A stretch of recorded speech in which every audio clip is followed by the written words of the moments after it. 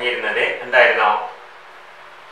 Non aqueous solvents. നമ്മൾ just start ചെയ്തിട്ടുണ്ട് non aqueous solvents, solvents other than water, and we have been talking about inorganic non aqueous solvents. നമുക്ക് കഴിഞ്ഞ class പറഞ്ഞു organic solvents ഒരുപാട് നമ്മൾ അതിനെപ്പറ്റി ഒന്നും മെൻഷൻ ചെയ്യുന്നില്ല. We have to study something about a few important inorganic non-aqueous solvents. അപ്പോൾ സോൾവെന്റ്സിന്റെ പ്രോപ്പർട്ടിനെ പറ്റി ജനറലായിട്ടൊന്നും പറഞ്ഞിട്ടുണ്ടായിരുന്നു. ജസ്റ്റ് സോൾവെന്റ്സിന്റെ ഫിസിക്കൽ പ്രോപ്പർട്ടി ഒക്കെ വളരെ പ്രധാനമാണ്. അതിനെപ്പറ്റി നിങ്ങളുടെ സിലബസിൽ പ്രത്യേകം എടുത്ത് പറഞ്ഞില്ലെങ്കിലും സോൾവെന്റ്സിന്റെ ഫിസിക്കൽ പ്രോപ്പർട്ടി, അതിന്റെ മെൽറ്റിംഗ് പോയിന്റ്, ബോയിലിംഗ് പോയിന്റ്, അതിന്റെ പൊളാരിറ്റി, അതിന്റെ ഡൈപോൾ മൊമെന്റ്, അതിന്റെ വിസ്കോസിറ്റി, ഇതൊക്കെ അതിന്റെ പ്രധാനപ്പെട്ട പ്രോപ്പർട്ടീസ് ആണ്.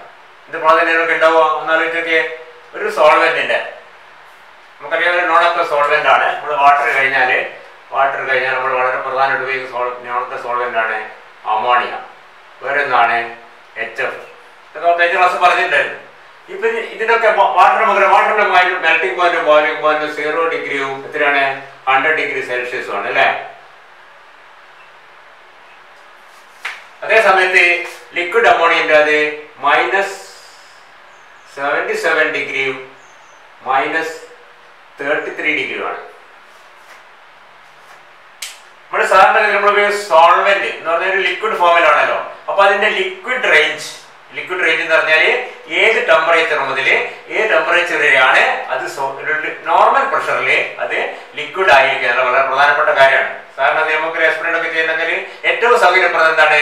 We use it at the normal atmospheric pressure. മറ്റേ ചെയ്യാൻ മാർഗമൊക്കെ ഉണ്ട്, ലോ പ്രഷറിലോ ഹൈ പ്രഷറിലോ ഒക്കെ നമുക്ക് ചെയ്യാം. പക്ഷെ ഏറ്റവും സൗകര്യം എന്താണ്? നോർമൽ അറ്റ്മോസ്ഫിയറിക് പ്രഷറാണ്. ആ പ്രഷറിൽ അതിന്റെ മെൽറ്റിംഗ് പോയിന്റും ബോയിലിംഗ് പോയിന്റും എന്താണോ അതിന്റെ അടുക്കുള്ള റേഞ്ച് ആണ് എന്ന് പറഞ്ഞാൽ liquid range. Liquid range of water is from 0 degree to 100 degree. എന്ന് പറഞ്ഞാൽ below 0 degree it is a solid and above 100 degree it is a gas. Normal പ്രഷറിൽ ഇപ്പൊ സ്വാഭാവികമായിട്ട് നമുക്ക് ഉപയോഗിക്കാൻ ഏറ്റവും സൗകര്യം എവിടെയാണ്? 0 ഡിഗ്രിക്ക് മേലോട്ട് 100 ഡിഗ്രിക്ക് താഴോട്ടാണ് വാട്ടർ ഉപയോഗിക്കാൻ ഏറ്റവും സൗകര്യം അല്ലേ. അറ്റ് നോർമൽ പ്രഷർ സൗകര്യം നോർമൽ പ്രഷറിലാണ് നമ്മൾ പറഞ്ഞു കഴിഞ്ഞു. അതേ if you look into the liquid ammonia you can see that it is -77 degree. അതിന്റെ താഴെ അത് സോളിഡ് ആയിരിക്കും, ഇതിന്റെ മേലെ അത് ഗ്യാസ് ആയിരിക്കും. -33 ഡിഗ്രിക്ക് മേലെ ഉപയോഗിച്ചൂടാ നോർമൽ പ്രഷറിൽ. അതിന്റെ ലിക്വിഡ് റേഞ്ച് എത്രയാണ്? -77 ഡിഗ്രി ടു -33 ഡിഗ്രിയാണ്. HFന്റെ ഏകദേശം ഒരു 19 ഡിഗ്രി മുതൽ ഏകദേശം 110 അത്ര എനിക്ക് ഓർമ്മയില്ല ശരിക്കും. 19 boiling point, 19 degree it is minus something, ഇത്ര വാല്യൂ ഓർമ്മയില്ല അതും. അപ്പോൾ ഈ വാല്യൂന് ഇൻഡിവിജ്വൽ വാല്യൂന് വല്ല പ്രാധാന്യമൊന്നുമില്ല. അപ്പൊ അതിന്റെ liquid range that's very important. Liquid range means the difference between the boiling point and melting point. Okay, ആ റേഞ്ചിലാണ് ഉപയോഗിക്കാൻ സൗകര്യം. അപ്പൊ സ്വാഭാവികമായിട്ടും ഒരു സോൾവെന്റ് എടുത്തു കഴിഞ്ഞാൽ അതിന്റെ ലിക്വിഡ് റേഞ്ച് വളരെ പ്രധാനമാണ്. വാട്ടറിന്റെ വളരെ സൗകര്യമാണ്, കാരണം റൂം ടെമ്പറേച്ചർ ഇല്ലാതെ അതിന്റെ ലിക്വിഡ് റേഞ്ച് വരുന്നത്. ലിക്വിഡ് അമോണിയക്ക് അതില്ല. HFന് ഏകദേശം ഉണ്ട് 19 ഡിഗ്രി വരെ അത് ലിക്വിഡാണ്, 19 ബോയിൽ ചെയ്യാൻ തുടങ്ങും ഗ്യാസ് ആവും. ഇപ്പൊ സൾഫ്യൂരിക് ആസിഡ് വളരെ കൺവീനിയന്റ് ആണ്. അതിന്റെ ഫ്രീസിംഗ് പോയിന്റ് അല്ല മെൽറ്റിംഗ് പോയിന്റ് 0-നേക്കാളും താഴെയാണ്. ബോയിലിംഗ് പോയിന്റ് 300-നേക്കാളും മേലാണ്. വലിയ ലിക്വിഡ് റേഞ്ച് ഉണ്ട്. അസെറ്റിക് ആസിഡ് മനസ്സിലായില്ലേ, അത് നോർമൽ ടെമ്പറേച്ചർ ലിക്വിഡ് ആണ്. അപ്പൊ അങ്ങനെ വരുമ്പോൾ അതിന് കുറച്ചുകൂടി അത് കൺവീനിയന്റ് ആയിരിക്കും ഉപയോഗിക്കാൻ. It be more convenient. Otherwise you have to have special apparatus at a high pressure to use such a solvent. പിന്നെ അതിന്റെ polarity, what is the polarity? Dipole moment. കേട്ടില്ലേ? Dipole moment. എന്താണ് dipole moment എന്ന് പറഞ്ഞാൽ? Dipole moment is actually a measure of the polarity and that is as product of the charge separation into distance. അത് നമ്മൾ പഠിച്ചിട്ടുണ്ട്, അതിനെപ്പറ്റി വിശദീകരിക്കാൻ സമയമില്ല. ഒരു പോളാർ സോൾവെന്റ് എന്ന് പറഞ്ഞാൽ അതിന്റെ ഡൈപോൾ മൊമെന്റ് കൂടുതലായിരിക്കും. Polar solvents are good solvents for polar solute. Ionic solute ഒക്കെ വളരെ എളുപ്പത്തിലേക്കും polar. Water is a good polar solvent, you know, and many ionic substances are soluble in water because it is a polar solvent. Liquid ammonia is also polar, but it is not as polar as water. മനസ്സിലാണല്ലോ. ഇപ്പൊ പൊളാരിറ്റിക്ക് അനുസരിച്ച് അതിന്റെ solubility of different substances in that solvent will be varying. If it is a non-polar solvent like say benzene or something like that, you can say that it will be a good solvent for as non-polar solutes and it will be a poor solvent for polar or ionic solutes. Ionic solutes, polar solutes ഒക്കെ less soluble ആയിരിക്കും ഇതിൽ non-polar solvent. അതേപോലെ തന്നെ പൊളാരിറ്റിയെ ബന്ധപ്പെട്ട് തന്നെയാണ് അതിന്റെ dipole momentum വരുന്നത് നമുക്കറിയാം. പിന്നീട് വേറൊരു വാക്ക് ഡൈ ഇലക്ട്രിക് കോൺസ്റ്റന്റ് ആണ്. ഇതൊക്കെ സോൾവെന്റ്സിന്റെ പ്രോപ്പർട്ടിയെ പറ്റി പറയുന്നതാണ്. Dielectric constant. Dielectric constant is actually a measure of the attraction between the cation and anion in a particular solvent. ആ സോൾവെന്റ് ഡൈഇലക്ട്രിക് കോൺസ്റ്റന്റ് കൂടുതലാണെങ്കിൽ അതിന് എളുപ്പത്തിൽ കാറ്റോൺ ആനോണെയും രണ്ട് വഴിക്കാക്കാൻ പറ്റും. നമ്മൾ പഠിച്ചിട്ടുണ്ട് ഡൈഇലക്ട്രിക് കോൺസ്റ്റന്റ് അല്ലേ? So a polar solute will be easily soluble in a solvent with a high dielectric. Water is having a very high dielectric constant of about 80 or something like that. Whereas ammonia in the case it is -20 to -22 അങ്ങനെയാണ്. Sorry, minus and plus ആണ്. Sorry, minus ഇല്ല. Dielectric constant is much less than water. അപ്പം dielectric constant കൂടുതലുള്ള ഈ dielectric constant ടൈപ്പുള്ള നമ്മൾ ചെറിയൊരു ബന്ധമുണ്ട്. ഏകദേശം തമ്മിൽ പ്രൊപ്പോർഷണൽ ആണ്. ആക്ച്വലി കൃത്യമായിട്ടല്ല, വേറെ വേറെ ഫാക്ടേഴ്സ് അതിൽ വരുന്നുണ്ട്. എന്നാലും ഡയലക്ട്രിക് കോൺസ്റ്റന്റ് കൂടുതലായ ഒരു സോൾവെന്റില് അയോണിക് സൊല്യൂട്ട് ഡിസോൾവ് ചെയ്ത് കഴിഞ്ഞാൽ അതിൽ അയോൺസിനെ സെപ്പറേറ്റ് ചെയ്യാനുള്ള കഴിവ് തന്നെ വളരെ കൂടുതലാണ്. Or we can say the attraction between the cation and the anion will be less if the solvent is having a high dielectric constant. Dielectric constant കുറഞ്ഞ ഒരു സോൾവെന്റിലാണെങ്കിൽ, കുറഞ്ഞ ഒരു ഡയലക്ട്രിക് കോൺസ്റ്റന്റ് കുറഞ്ഞ സോൾവെന്റിലാണെങ്കിൽ കാറ്റോൺ ആനോൺ തമ്മിൽ അട്രാക്ഷൻ കൂടുതലായിരിക്കും. Attraction കൂടി എന്ന് പറഞ്ഞാൽ എന്താണ്? അതിന്റെ സോളിബിലിറ്റി കുറവായിരിക്കും. Whereas in a solvent like water which has a HF which has a very high dielectric constant, we can say that in such a case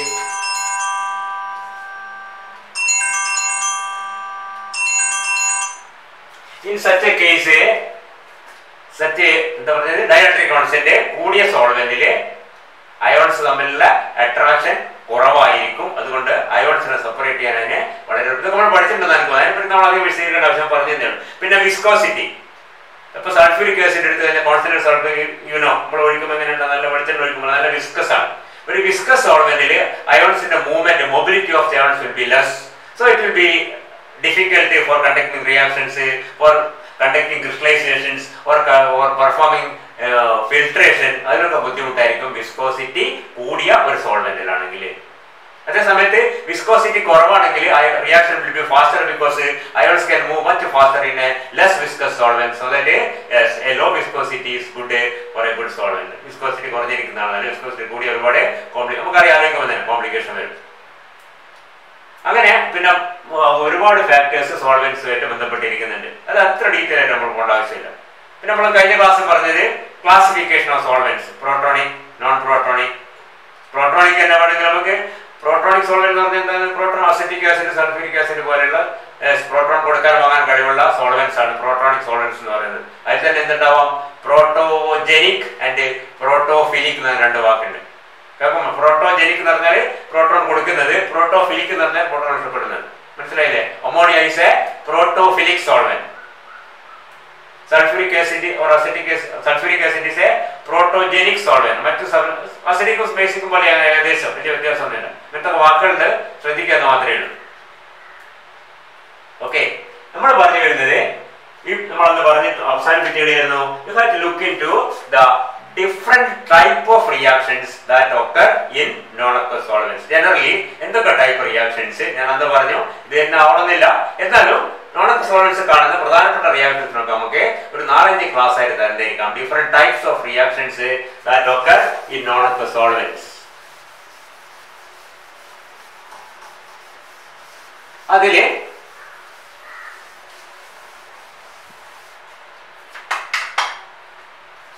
ഏറ്റവും പ്രധാനപ്പെട്ടത് ഇതന്നെയാണ്. എന്താണ്? ആസിഡ് ബേസ് റിയാക്ഷൻസ് ഓർ വേറെ വാക്കെന്താണ് നമുക്കറിയാം?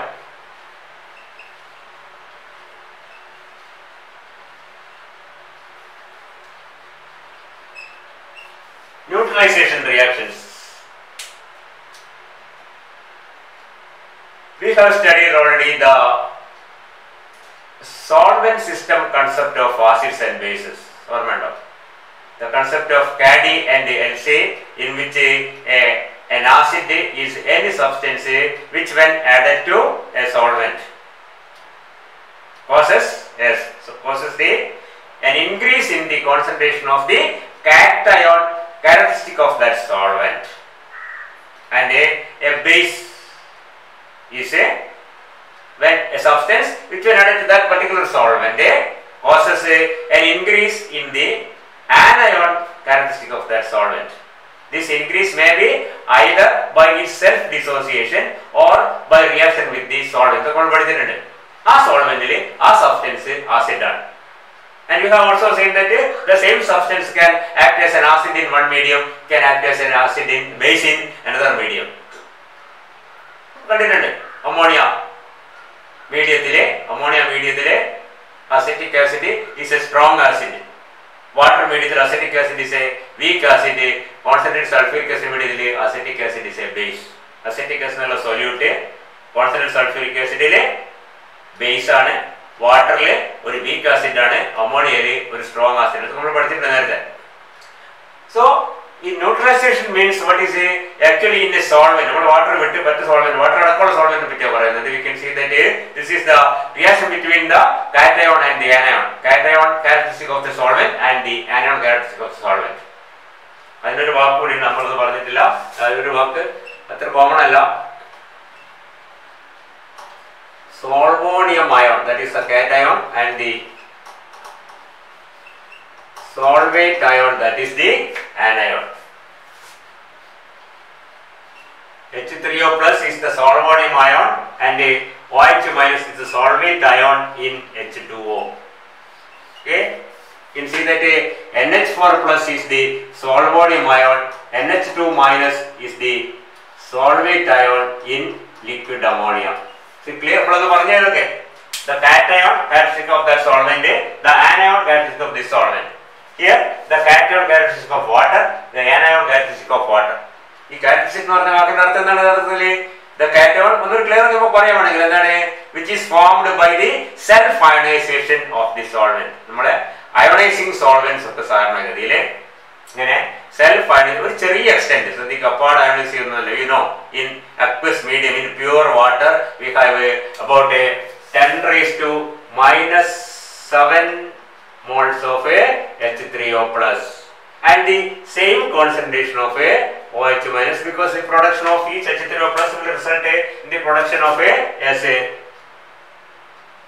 equivalent quantity of OH. ഒരു water പോയാലും ഒരു H3O പ്ലസും ഒരു OH മൈനസ് ഉണ്ടോ സ്വാഭാവികമായിട്ടും. അപ്പോൾ സ്വാഭാവികമായിട്ടും രണ്ടിന്റെ കോൺസെൻട്രേഷൻ ഒന്നായിരിക്കും. ഒന്നാമതുകൊണ്ടാണ് ന്യൂട്രൽ ആകുന്നത്. ഇതിന്റെ കോൺസെൻട്രേഷൻ കൂടിക്കഴിഞ്ഞാൽ അത് അസിഡിക്കോ ബേസിക്കോ ആയി മാറും, നമുക്കറിയാം. പറഞ്ഞ മനസ്സിലായില്ലേ? And you know in pure water ആണിത്. any aqueous medium, the product of this will be a നമ്മൾ പഠിച്ചിട്ടുണ്ട്. the ionic product of water at 25 degrees Celsius it is 25 degrees Celsius ലാണ് കേട്ടോ. അത് നമുക്കറിയാവുന്ന കാര്യമാണ്. 10 raised to minus 7 into 10 raised to minus 7, that is 10 raised to minus 14 is the ionic product of a water at 25 degrees Celsius. Okay, ഇതുപോലെ എല്ലാ liquid ammonia ആണെങ്കിൽ ഇതേപോലെ ionise ചെയ്യും. ഇത് വളരെ കുറവാണ്, ശ്രദ്ധിക്കുക. If you take pure water, അതെങ്ങനെ നമുക്ക് മനസ്സിലാവുക? You can make the specific conductivity measurement മനസ്സിലാക്കാൻ പറ്റും. Conductivity of pure water will not be 0. നമ്മൾ ശരിക്കും വാട്ടർ പ്യുവർ വാട്ടർ ആലോചിച്ച് കഴിഞ്ഞാൽ അതിന്റെ കണ്ടക്ടിവിറ്റി 0 ആയിരിക്കണം അയണൈസ് ചെയ്യുന്നില്ലെങ്കിൽ. പക്ഷെ ഇത് 0 അല്ല. 0 ഒരു ഫൈനൈറ്റ് വാല്യൂ, വളരെ കുറവാണ് വ്യത്യാസം. Finite conductance four pure water. What does it indicate? There are some ions present in it. That is actually a combination of H3O plus ions and cations anions ഉണ്ട്. അത് പ്യുവർ വാട്ടറിൽ distilled water extra pure വാട്ടറിലാണെങ്കിൽ at 25 degrees Celsius it is about 10 raised to minus 7 moles. അത് വാട്ടറിന്റെ സ്വഭാവമാണ്, self ionisation. അമോണിയക്ക് ഏകദേശം 1.8 into 10 raised to minus 33 ആണ്, വളരെ കുറവാണ്. Ionic product of a liquid ammonia at about 50 degrees Celsius, minus 50 degrees Celsius, or simply at about its boiling point. And liquid ammonia 25 degrees Celsius liquid ammonia നിർത്തണമെങ്കിൽ നമുക്ക് അതിന്റെ pressure ഉയർത്തണം. Normal പ്രഷറിലാണെങ്കിൽ അത് നേരത്തെ പറഞ്ഞ minus 33ക്കാളും കുറഞ്ഞൊരു ടെമ്പറേച്ചർ ആണ് അതിന്റെ. ഈ 33 അല്ല കേട്ടോ, ടെമ്പറേച്ചർ minus 33 degrees Celsius മാറിപ്പോയി. അതിനേക്കാളും കുറഞ്ഞ ടെമ്പറേച്ചർ, അതിനേക്കാളും നടത്ത കണ്ടീഷനിൽ മാത്രമേ അത് ലിക്വിഡ് ആയിരിക്കും. ആ ലിക്വിഡ് ആയിരിക്കുമ്പോൾ അതിന്റെ എന്താണ് അയോണിക് പ്രോഡക്റ്റ് ഏകദേശം 1.8 into 10 raised to minus 33 ആണ് എന്ന് പറഞ്ഞാൽ റഫ്ലി 10 raised to minus 16 അമോണിയം അയോണും 10 raised to minus 16 അമോണിയം അയോണും അതിലുണ്ടായിരിക്കും. വളരെ കുറവാണ് കമ്പയർഡ് ടു വാട്ടർ. പറയുന്നത് മനസ്സിലാകുന്നുണ്ടോ? ഇത് കൃത്യമല്ലേ, സമാറാണ്. രണ്ടും കൂടി മൾട്ടിപ്ലൈ ചെയ്ത് കിട്ടൂല. ഞാൻ പറഞ്ഞിട്ടുണ്ട് ഇതിന്റെ സ്ക്വയർ റൂട്ട് ഒക്കെ എടുക്കണം, നമ്മൾ അതിന്റെ ആവശ്യമില്ല.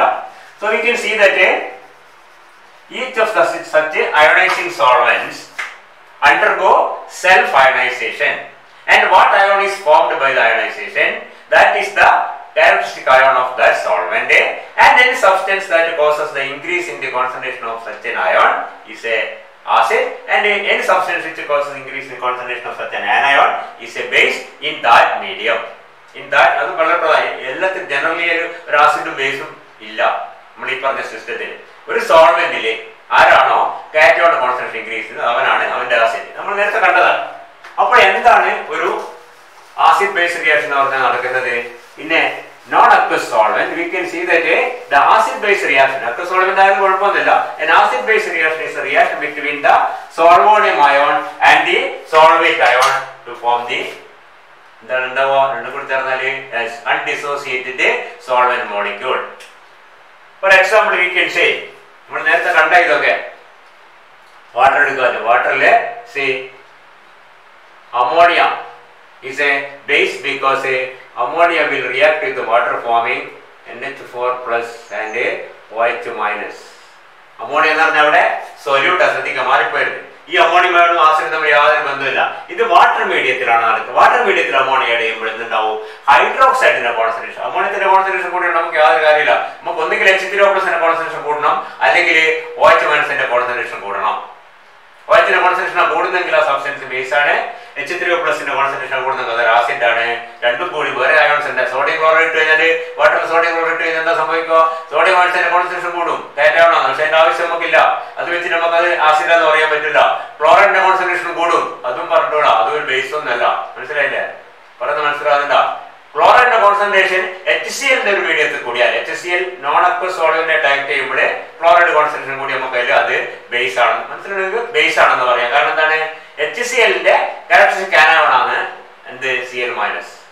അപ്പോൾ HClലേക്ക് വേറെ എന്തെങ്കിലും ഇട്ടിട്ട് ക്ലോറൈഡ് കോൺസെൻട്രേഷൻ കൂടുന്നുണ്ടെങ്കിൽ ആ സബ്സ്റ്റൻസ് HCl മീഡിയത്തിൽ ഡയലൂട്ട് HCl അല്ല, കോൺസെൻട്രേറ്റ് HCl അല്ല, അൺഹൈഡ്രസ് HCl ഗ്യാസ് കംപ്രസ് ചെയ്ത് ലിക്വിഡ് ആക്കിയതാണ് നമ്മുടെ സോൾവെന്റ്. അപ്പോഴും മനസ്സിൽ കാണുന്നത്. മനസ്സിലായില്ലേ? അതിൽ വെള്ളമേ ഇല്ല. നമ്മൾ നോർമൽ HCl എന്ന് പറഞ്ഞാൽ എന്താണ്? That is A solution of hydrogen chloride gas in water. അതല്ല, HCl ഗ്യാസ് അങ്ങനെ തന്നെ ലിക്വിഫൈ ചെയ്ത് കംപ്രസ് ചെയ്ത് ലിക്വിഫൈ ചെയ്ത് കിട്ടുന്നത്. അതാണ് നമ്മൾ നോൺ അക്വസ് സോൾവെന്റ് HCl. അതിൽ ക്ലോറൈഡിന്റെ കോൺസെൻട്രേഷൻ കൂടുകയാണെങ്കിൽ ആ ഇട്ട സാധനം എന്താണ്? ബേസ് എന്ന് പറയാം. മനസ്സിലായില്ലേ? പോട്ടെ. അപ്പോൾ ഇവിടെ അമോണിയ വാട്ടറിലേക്ക് ആഡ് ചെയ്യുമ്പോൾ it causes an increase in the concentration of hydroxide ions. Okay, and we say ammonia is a base in water. If we add HCl to water, we can say yes, it increases the concentration of the cation characteristic of that solvent. Ammonia causes an increase in the anion characteristic of the solvent. So ammonia is called a base in water. It's a base in water. HCl causes the increase in the concentration of H3O+ ions in water. So it is a acid in water. And we can see that if these two react together, what happens? You can see that ammonium chloride is formed by the reaction of ammonia and HCl in water and undissociated water molecules. So NH3 plus HCl giving NH4Cl plus H2O. H2O then വേറെ ആടൊന്നും ഉണ്ടാവുന്നില്ല. അവിടെ ശരിക്കും mix ചെയ്യുമ്പോൾ നമ്മൾ ഏതും NH3 plus HCl NH4Cl മാത്രമേ എഴുതുള്ളൂ. പക്ഷെ അവിടെ NH3 സൊല്യൂഷനും HCl സൊല്യൂഷനും എടുക്കുമ്പോൾ ഇതിലുണ്ടായിരുന്ന അധികം OH മൈനസ് എന്ന് പറഞ്ഞാൽ എന്താ അർത്ഥം? കാരണം വാട്ടറിൽ ഒരു OH മൈനസിന്റെ കോൺസെൻട്രേഷൻ ഉണ്ട്. നമ്മൾ പ്യുവർ വാട്ടർ എടുത്താൽ ഇതിനൊക്കെ മനസ്സിലൊരു തീരെ ചിത്രമാണ് കേട്ടോ, പറയുന്ന മാത്രം കേട്ടിട്ട് കാര്യമില്ല. ഇതില് 10⁻⁻7 മോൾസ് H3O+ അയോൺ ഉണ്ടാവും. അത്ര തന്നെ 10⁻⁻7 മോൾസ് എന്തുണ്ടാവും? OH മൈനസ് അയോൺസ് ഉണ്ടാവും per litre or molar concentration. ഇതിലേക്കാണ് നമ്മൾ എന്ത് ആഡ് ചെയ്യുന്നത്? യെസ്, അമോണിയ ആഡ് ചെയ്യുന്നത്. അപ്പൊ എന്താണ്? ഇതിന്റെ കോൺസെൻട്രേഷൻ കൂടും. ഇതിന്റെ കോൺസെൻട്രേഷൻ കൂടുക എന്ന് പറഞ്ഞാൽ അന്നേരം മനസ്സിലാക്കണം ഇതിന്റെ കോൺസെൻട്രേഷൻ കുറയാന്നുള്ളത്. രണ്ടിന്റെയും പ്രോഡക്റ്റ് അത് മാറില്ല. എത്രയാണ്? 25 ഡിഗ്രി സെൽഷ്യസ് ആണെങ്കിൽ കുഴപ്പമില്ല. ടെമ്പറേച്ചർ ചെറിയ വ്യത്യാസം വരുന്നേ ഉള്ളൂ. ആണെങ്കിൽ എത്രയായിരിക്കും? അത് 10⁻⁻14 ആയിരിക്കും. അതങ്ങനെ നമ്മൾ പീച്ചിനെ പറ്റിയൊക്കെ പഠിക്കുന്നത്. രണ്ടും 10⁻⁻7 ആണ്. എപ്പോഴേ? ന്യൂട്രൽ മീഡിയത്തിൽ. ഇനി നമ്മൾ അതിനെക്കുറിച്ച് അമോണിയ എഴുതി കഴിഞ്ഞാൽ ഇത് H3O പ്ലസിന്റെ കോൺസെൻട്രേഷൻ, ഇത് OH മൈനസിന്റെ കോൺസെൻട്രേഷൻ ആണെന്ന് വിചാരിക്കാം. രണ്ടും 10⁻⁷ ആണ്. ഇനി നമ്മൾ അതിലേക്ക് അമോണിയ എഴുതുമ്പോൾ സംഭവിക്കും അധികം 10⁻⁷ നിന്ന് 10⁻² എന്നായി വിചാരിക്കുക. കൂടി അല്ലേ? What did we do? We added a little ammonia to that medium. So, to that water. ആ വാട്ടറിലേക്ക് ഇടുമ്പോൾ അത് 10 ഇതെത്രയാവുന്നേരോ ഇത് ഓട്ടോമാറ്റിക്കായിട്ട് 10⁻12 ആയിട്ട് എന്ത് ചെയ്യും? കുറയും. -7 നിന്ന്. കാരണം ഇതിന്റെ പ്രോഡക്റ്റ് എന്തായിരിക്കണം? 10⁻14. അത് യാതൊരു വ്യത്യാസം വരാൻ പാടില്ല. അപ്പൊ ഇത് എത്രത്തോളം കൂട്ടുന്നോ അതിനനുസരിച്ച് അത്രത്തോളം കുറയും. കുറഞ്ഞാലും എത്ര കുറഞ്ഞാലും കുറച്ചാലും ഉണ്ടാവും. 10⁻13 -13 ഒക്കെ ആവാം. ഇതിപ്പോ നമ്മള് 1 മോളർ ആക്കി ഇത് എത്രയായിരിക്കും? ഇത് 10⁻14 ആവും. മനസ്സിലാകുന്നുണ്ടോ? അതാണെന്നോട്ടെ, അതൊക്കെ മനസ്സിൽ കാണാം. And we can see that in a non-aqueous solvent like liquid ammonia will ionize to form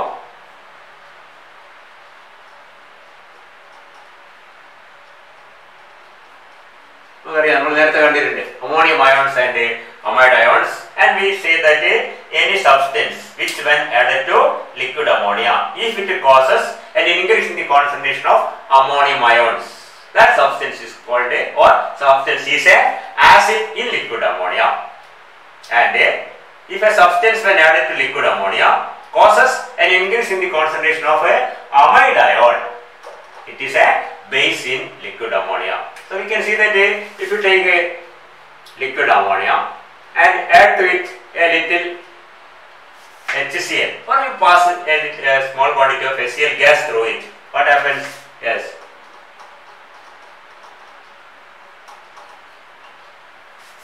it will immediately cause an increase in the concentration of ammonium ions.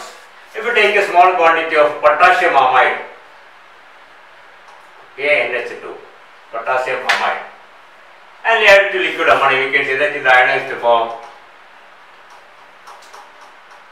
Just like KOH dissociate in water forming OH minus ions, potassium amide dissociate in liquid ammonia to form amide ions. And we say the addition of potassium amide causes an increase in the concentration of a amide ion, that is the anion, and we say it is a base. And a addition of HCl to liquid ammonia causes an increase in the concentration of ammonium ions, that is an acid. So what is the reaction between these two? So we can see that in liquid ammonia, potassium amide and HCl can react together forming potassium chloride, and of course undissociated molecules of ammonia. അപ്പോൾ ഈ രണ്ട് solution mix നമ്മളിപ്പോൾ ഒരു test ട്യൂബിൽ വാട്ടറിൽ HCl pass ചെയ്ത solution അതിലെന്തുണ്ടാവും? അതിൽ കൂടുതൽ അമോണിയം അയോൺസ് ഉണ്ടാവും. വേറെ ടെസ്റ്റ് ട്യൂബില് ലിക്വിഡ് വാട്ടറിലല്ല കേട്ടോ, ലിക്വിഡ് അമോണിയ HCl കൂടി ചേർന്ന് ലിക്വിഡ് അമോണിയയില് പൊട്ടാസ്യം ഡിസോൾവ് ചെയ്ത വേറെ സൊല്യൂഷൻ, ഇത് രണ്ടും കൂടി മിക്സ് ചെയ്ത് എന്തുണ്ടാവും? രണ്ടും കൂടി മിക്സ് ചെയ്യുമ്പോൾ ഉടനെ potassium chloride is formed.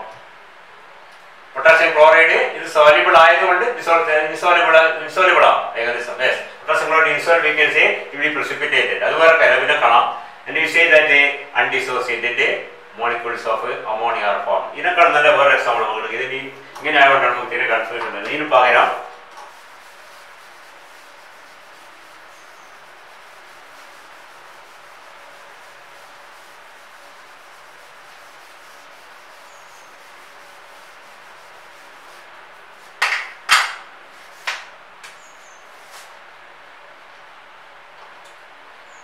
you take ammonium iodide.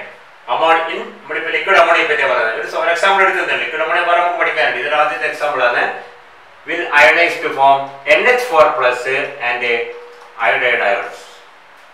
And you take a potassium amide in liquid ammonia, that will ionize to form K plus and NH2 minus. നോക്കുമ്പോൾ തന്നെ മനസ്സിലാവും ammonium iodide is acting as an acid. Just like HI, H plus Y minus Y, HI is an acid. No, potassium amide dissociate to give amide ions. This is an acid and this is a base. these two will react together in liquid. In liquid ammonia will രണ്ടും കൂടി react ചെയ്യുമ്പോൾ എന്താ ഉണ്ടാവുക? You can see that these two will add to form ഇതാ എന്താ കിട്ടുക?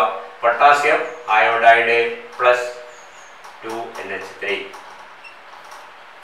So an ammonium salt and an amide react together in liquid ammonia, forming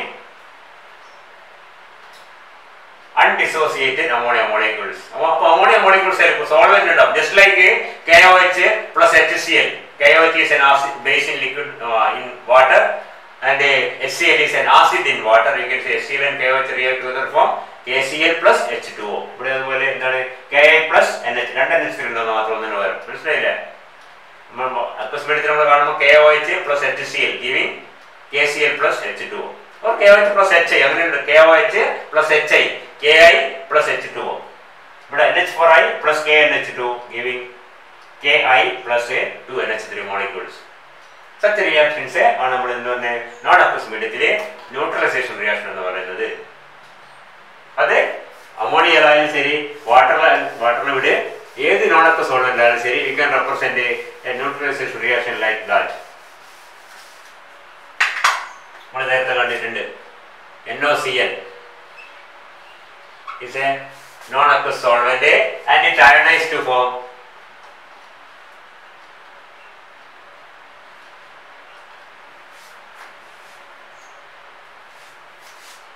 in N2O4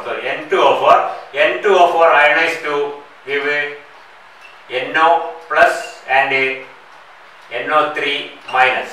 This is a non-aqueous solvent N2O dinitrogen tetroxide. That is on self ionization it is found to form NO plus ion and NO3 minus ion. So we can say that ഇപ്പോൾ നേരത്തെ പറഞ്ഞ അമോണിയയിലെ പ്രധാന വ്യത്യാസം എന്താണ്? ഇതൊരു non protonic solvent ആണ് അല്ലേ? ഇതിൽ പ്രോട്ടോൺ ഇല്ല. ഡിസോസിയേഷൻ നടക്കുന്നത് പ്രോട്ടോൺ സോൾവെന്റ് ഡിസോസിയേഷൻ നടക്കുന്ന മിക്കവാറും ഒരു പ്രോട്ടോൺ അങ്ങോട്ടും മാറ്റിയിട്ടായിരിക്കും. മനസ്സിലാകുന്ന പറയുന്നത് പ്രോട്ടോണിക് സോൾവെന്റ് ഡിസോസിയേഷൻ നമുക്ക് എളുപ്പത്തിൽ അറിയിക്കാൻ പറ്റും. ഒരു പ്രോട്ടോൺ ഒരു മോളിക്യൂളിൽ നിന്ന് അതേപോലത്തെ വേറെ മോളിക്യൂളിലേക്ക് മാറ്റും. 2H2O ഒരു H2Oയിൽ നിന്ന് ഒരു H പ്ലസ് മറ്റേലേക്ക് മാറിക്കഴിഞ്ഞാൽ ആദ്യത്തെ H2O OH മൈനസ് ആവും. കിട്ടിയ പ്രോട്ടോൺ കിട്ടിയ സാധനം എന്താവും? H3O പ്ലസ് ആവും മാറും. അമോണിയ പ്ലസ് ആവും NH3 പ്ലസ് NH3. ആദ്യത്തെ NH3 നിന്ന് നമ്മൾ ഒരു പ്രോട്ടോൺ എടുത്ത് അപ്പുറത്തേക്ക് കൊടുത്താലോ NH2 മൈനസ് ആവും, മറ്റേ എന്താവും NH4 പ്ലസ് ആവും. That is the fashion in which a protonic solvent undergo self ionization. ഇവിടെ അങ്ങനെയല്ല, ഇവിടെ ഓരോ ജാതിയാണ്. ഇപ്പൊ N2O4 ആകുമ്പോൾ NO plus and NO3 minus. So any NO plus ion or any substance which causes an increase in the NO plus ion is an acid, and any substance which causes an increase in the nitrate ion is a base in liquid nitrogen dinitrogen tetroxide N2O4. മനസ്സിലാകുന്നുണ്ടോ? അപ്പൊ അതിന് ആരൊക്കെ ആസിഡായി act ചെയ്യുക? NO പ്ലസിന്റെ concentration കൂട്ടാൻ പറ്റിയ എന്ത് സാധനവും അതിൽ ആസിഡ് ആണ്. നൈട്രേറ്റിന്റെ കോൺസെൻട്രേഷൻ കൂട്ടുന്ന എന്ത് സാധനവും അതിലെ ബേസ് ആണ്. പോയിന്റ്. അപ്പൊ ഇത് രണ്ടും തമ്മിലുള്ള റിയാക്ഷൻ എങ്ങനെ ഉണ്ടാവും? നമുക്ക് അടുത്ത ക്ലാസ് പറയാം. സമയം